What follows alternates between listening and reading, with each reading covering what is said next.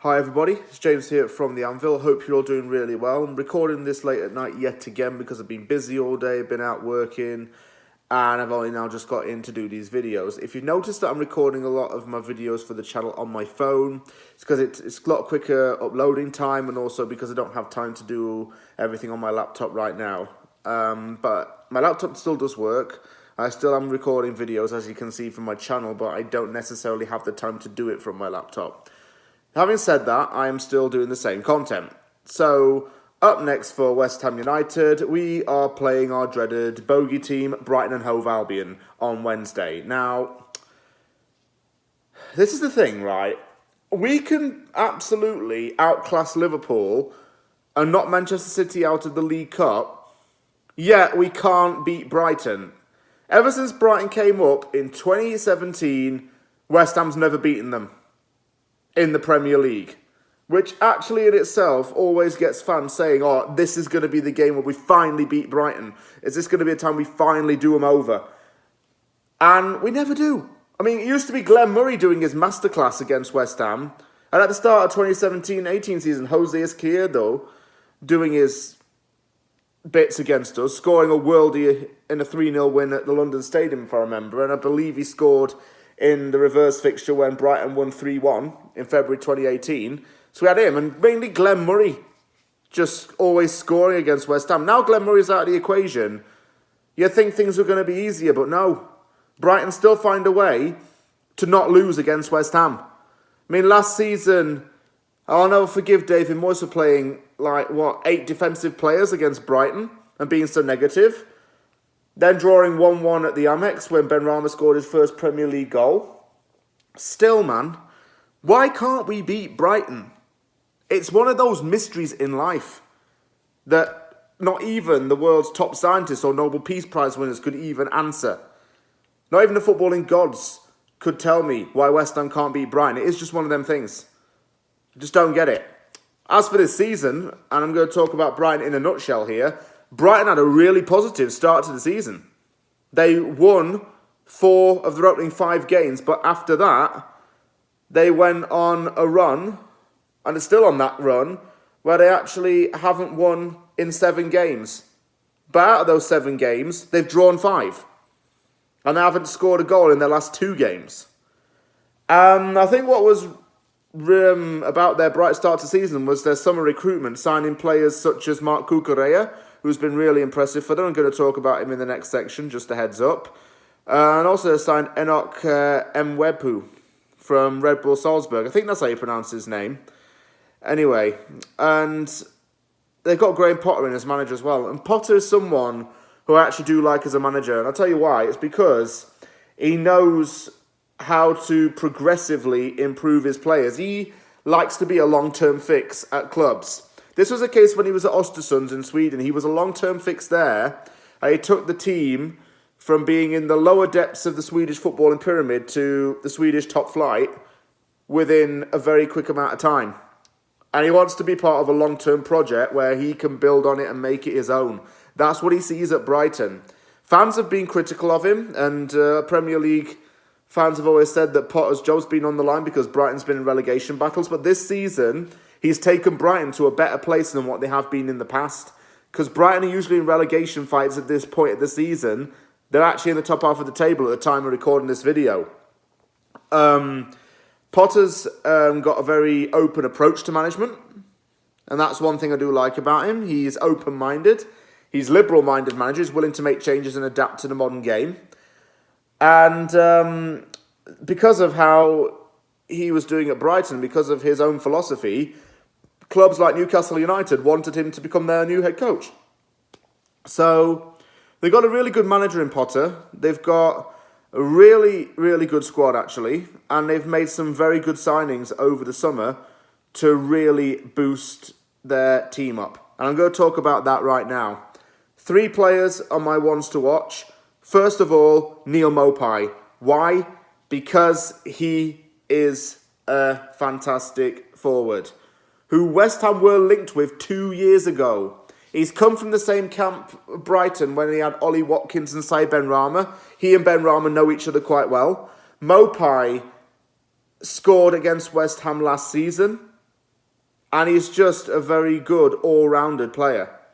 He's a real threat in front of any goal, if I'm honest with you. And Mopai is my first player that I'm going to talk about because he's such a good striker. I don't know why West Ham didn't sign him when they had the chance to. He would have absolutely improved our team. He would have seriously pushed for competition in that team with Mikel Antonio. Second player I'm going to talk about, I've already mentioned him right now, Marc Cucurella. Excellent crosser of the ball. Excellent at getting into positions where he can provide crosses into the box. He can operate as a left back or as a wing back. He was a quality player last season in La Liga. He was a highly rated player for Getafe. And since he's come into Brighton's team, he's been a bit of a revelation, really. He plays out wide a lot. He likes to cross the ball, like I said. And he likes to get into positions where he can work along the channels as well, often interchanging with wingers. So Cucurella is a really useful player for Brighton to have. And the third player I'm going to talk about is honestly goalkeeper Robert Sanchez, because last season he came into the team and was really, really impressive. Made crucial saves in big games.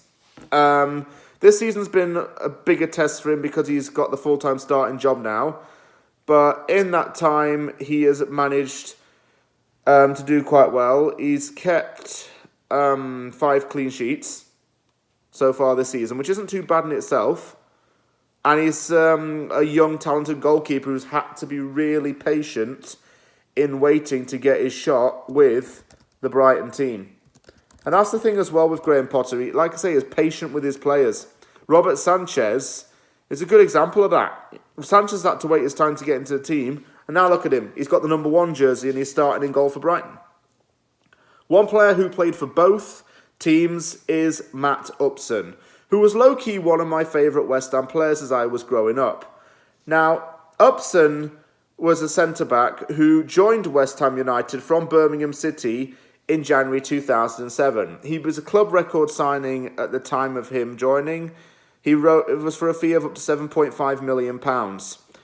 Over 4 years at Upton Park, he made 131 appearances in Claret and Blue and scored 4 goals. He also got a call up to the England team for the 2010 World Cup and scored in a 4-1 defeat to Germany in the knockout stages. After he left West Ham in 2011, he moved to Stoke City and spent 2 years there. 2013, he went on loan to Brighton and made this deal permanent in time for the 13-14 season.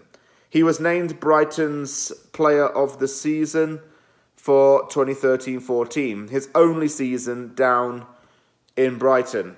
After that, he had short stints at Leicester City and the MK Dons before retiring in 2016 at the age of 36 years old.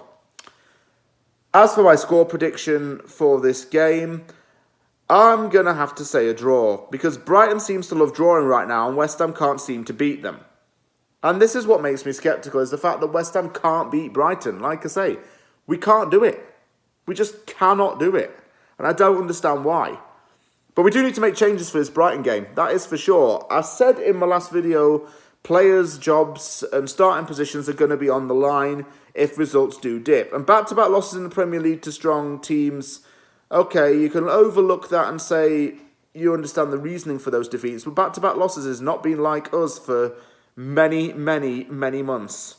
Not under David Moyes, at least, anyway. I would like to see Manuel Lanzini get a start in this game. He's got to go in now.